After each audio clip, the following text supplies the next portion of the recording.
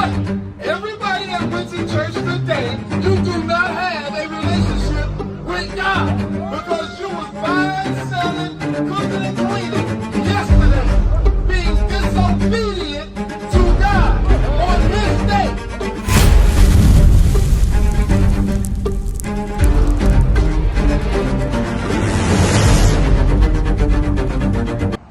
You see people coming in, they got the church dress on.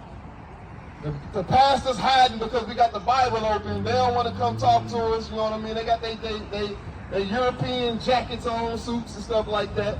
You know, we got to talk about this. You understand what I'm saying? Because we are here because we love our people, right? Watch this, read. The book of John, chapter 8, and verse 32.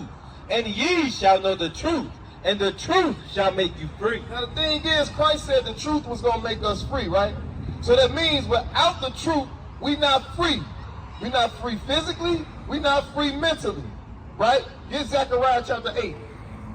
Zechariah chapter 8. And this is what they're not teaching our people in the churches today, right? Our people went to church today and they think they serve the Lord. You understand? Zechariah chapter 8 and verse 16. Come on. The book of Zechariah, chapter 8, and verse 16. These are the things that ye shall do. Speak every man the truth to his neighbor. You see what God said? God said that we're supposed to be speaking the truth to our people. When our people go to church on Sunday thinking that's the Lord's day, that's not the truth. All of our people that went to church today, they are living inside of a lie. They are living inside the illusion of inclusion, right? Because all the churches stepped to the side. All the churches was established by this man. This is the same man that did this to our people, right? When he did this to our people, he gave us religions, right? Hold on, watch this. He gave us these religions where we had shackles and chains on our necks, and then we couldn't read and write.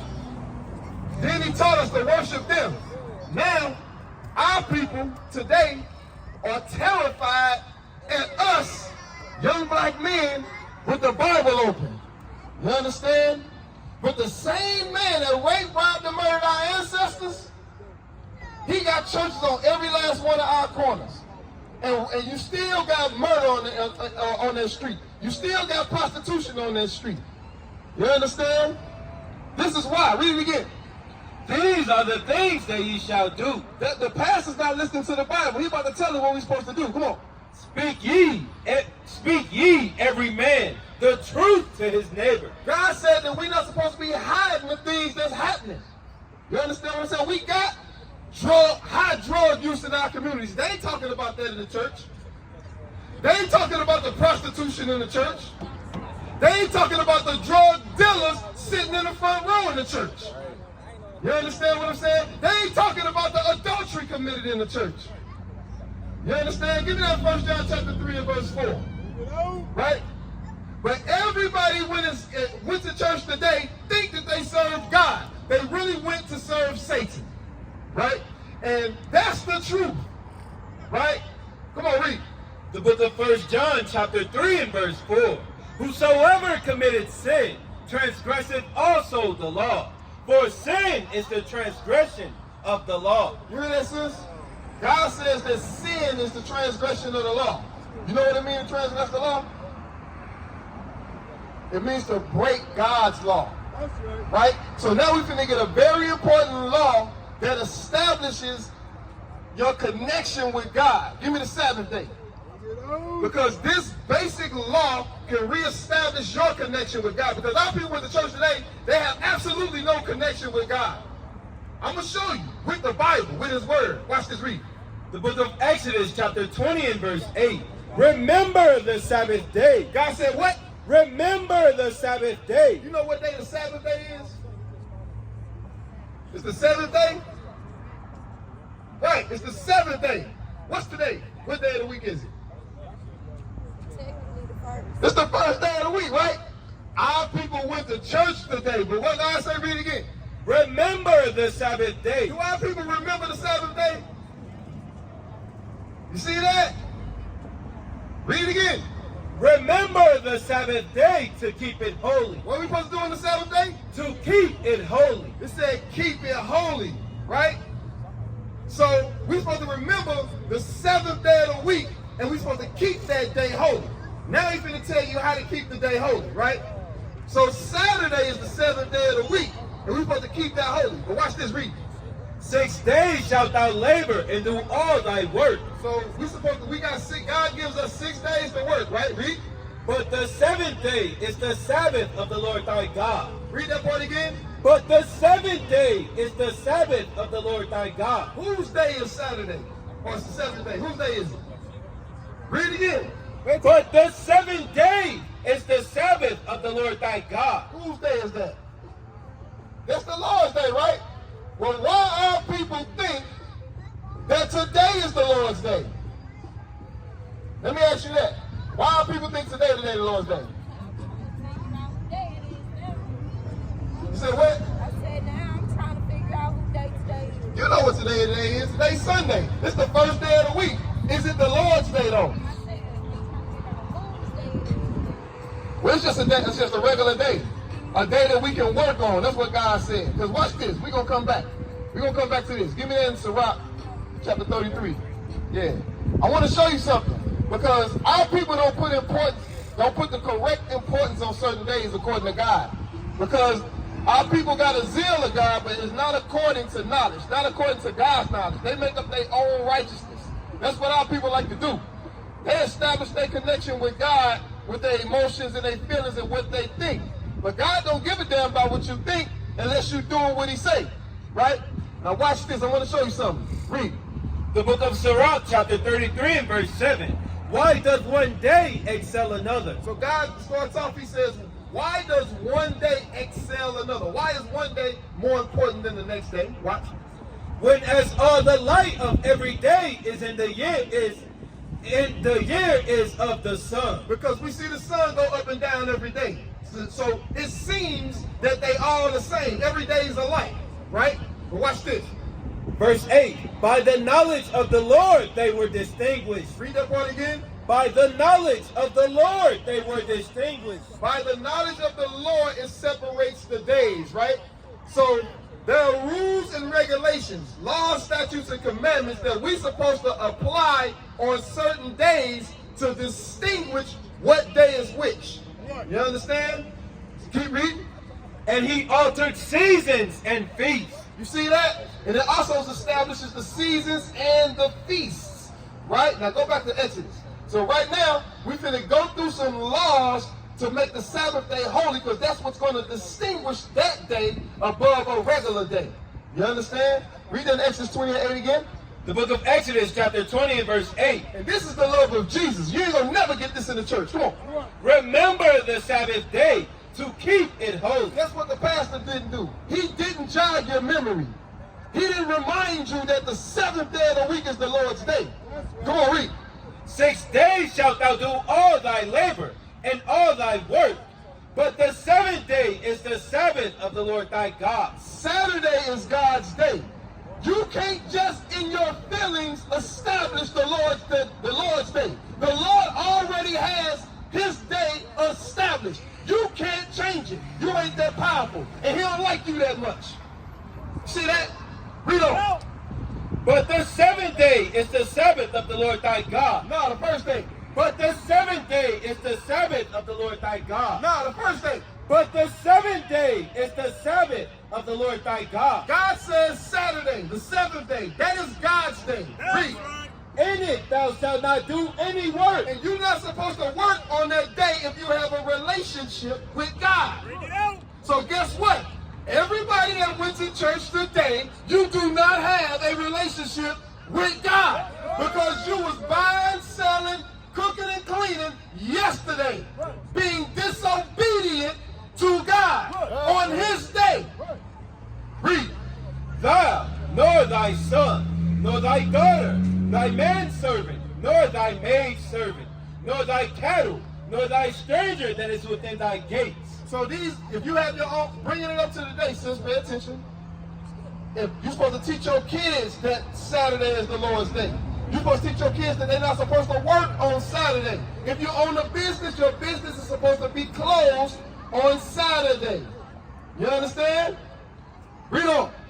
Verse 11. For in 6 days the Lord made heaven and earth, the sea, and all that is in them, and rested the 7th day. He did what? And rested the 7th day. God rested on the 7th day, which we all know is Saturday. Read on. Wherefore the Lord blessed the Sabbath day. What day did the Lord bless? Wherefore the Lord blessed the Sabbath day. The Lord blessed what day? The Sabbath day. The Lord blessed the Sabbath day. You hear that, bro? My man with the Bulls hat. Did you just hear that? No, what'd you say? Read it again. Wherefore the Lord blessed the Sabbath day. What day did the Lord bless? The Sabbath day. What day is that? Saturday. Saturday? You know what we teaching right here? Yeah, I do. What we teaching? Israelites. Okay. We teaching we the Israelites, right? So you know you're an Israelite? I do. What congregation you with? What kind of what? What congregation you with? I ain't with no congregation. You just been watching online? No, I've been born into this. Are you born into this? Well, why you not congregating? Hey, you see me smiling when you popped up what I see. Oh, you ain't seen nobody? No, it's not. Oh, praise. Well, listen, I gotta go through the scriptures with you because you here. Give me that in Hebrews chapter 10. You understand what I'm saying? Hebrews chapter 10 and verse 25. No, start at 24. Start at 23. Come on. The book of Hebrews chapter 10 and verse 23. Let us hold fast the profession of our faith. You see that? This faith right here is our profession. It's your profession. You understand? Read. Without wavering. Without what? Without wavering. So we ain't supposed to waver. Everything that's in this book, we're supposed to believe and hold on to it and fight for it. Stand behind it because this is the truth. Right? Real. For he is faithful that promised. Read. And let us consider one another. We have to do what? Consider one another. And that's what we're doing. We're considering one another right now. To do what? To provoke unto love and to good works. To provoke you unto love and good works. A good work is congregating. You got the flyer, right? It's got an address on it. Our school is open every Saturday at 3 o'clock. You're welcome to come. You understand what I'm saying? We got the school so our people can learn the Lord's law, statutes, and commandments to establish their faith in Christ. Get that? Real. Not forsaking the assembly of ourselves together. Hey, bro, hold up. You heard it? Hold up. I ain't finished. Watch this. Read it again. Not forsaking the assembling of ourselves together. Now that you know, don't forsake the assembly of ourselves together. Read. As the manner of some is. Because some people don't think that gathering together is something important. You understand what I'm saying? Read. But exhorting one another, and so much that more as ye see the day approaching. You see the commandment? God says come together so we can exhort one another. You understand? You can't exhort nobody if you by yourself. You understand? Read on. For if we sin willfully. So if we do what? If we sin willfully. 9 times out of 10, when we're in the midst of sin, we're not around righteous people that's exhorting us to do right. We by ourselves, all alone, thinking of all kind of things, wrong, selfish things to do to betray ourselves. You understand what I'm saying? Read up on it again. For if we sin willfully, after that we have received the knowledge of the truth. And that's what we just gave you, the knowledge of the truth, that you must congregate with like-minded believers. If you don't do it, you're sinning willfully. Read. There remaineth no more sacrifice for sin. You know what that part means right there? Christ didn't die for you. Because you were born, you say you was born in this, right? That means you was born with the understanding that Christ said that we must congregate. Christ didn't walk around by himself, did he?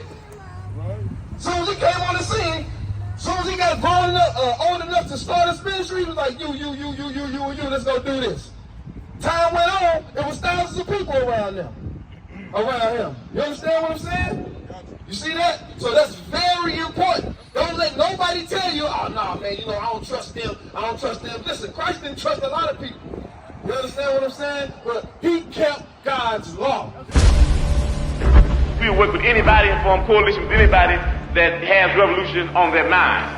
We might not be back. I might be in jail. I might be anywhere. But when I leave, you can remember I said with the last words on my lips that I am a revolutionary. But 100 years later,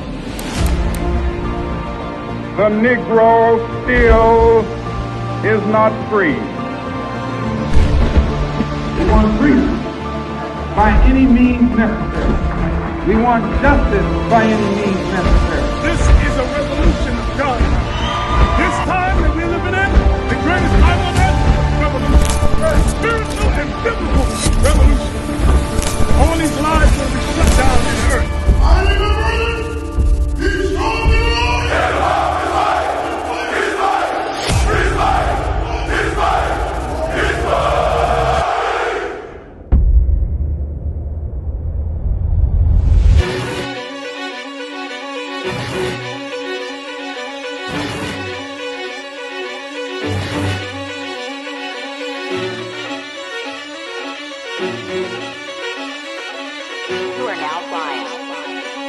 You can tell by my gait that I'm all in.